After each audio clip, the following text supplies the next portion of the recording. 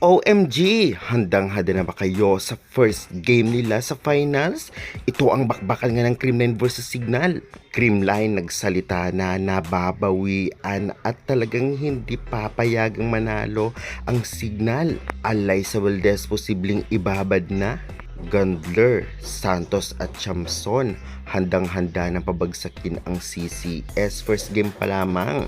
Yan ang ating pag-uusapan this video at bigyan natin ng game analysis o preview ang game na magaganap nga ngayong April 21, 2026. Kaya before that guys, please naman nakikiusap ako. Road to 10k subscribers tayo. Huwag niyong kalimutan mag-like, comment, and subscribe and pahit the notification bell for more valuable updates. Maraming salamat sa support. Pa-like and share na rin.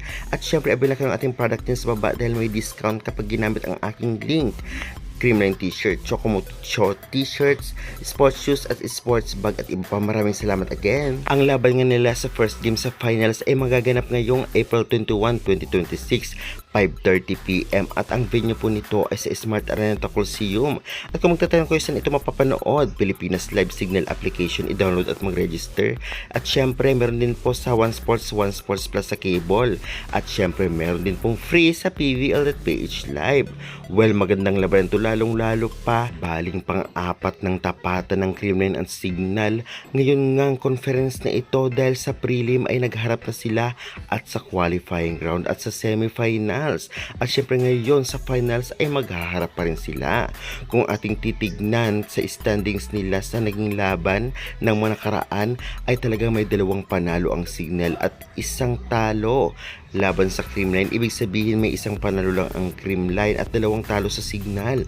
Grabe ito. Kitang-kita nga natin na talagang dikitan ang laban. Na masasabi nga natin na hindi natin mapredict kung anong team ang mananalo ngayong finals game 1 dahil halos pareho magaling. Sobrang grabe talagang threat ito ang si Gandler, Santos at Champions dito nga sa Creamline Cool Smashers dahil napakagaling nila. Samahan pa ng setter na napakagaling na si Kayuna at libero nilang si Katindig. At syempre very effective din ang mga middle nito ngang Signal. Samantalang sa Creamline naman, hindi pa natin masabi kung talagang gagamitin si Valdez o di naman kaya si Galanza muna at Pons dahil nga alam naman natin na napakagaling nila sa depensa at opensa. Okay din ang libero ng Creamline at syempre ang setter si Giaman o si Kyle ay talagang maaasahan din kaya magandang labanan to. Makabawi na kaya ang Creamline sa Signal dahil sa magkasunod na pagkatalo nito o di naman kaya tambakan ng Signal ang Creamline kagaya ng dati o huling harapan. Kaya guys, pa-comment, pa-subscribe na lang for more valuable updates. Maraming salamat sa support and God bless. Babush, hanggang sa muli.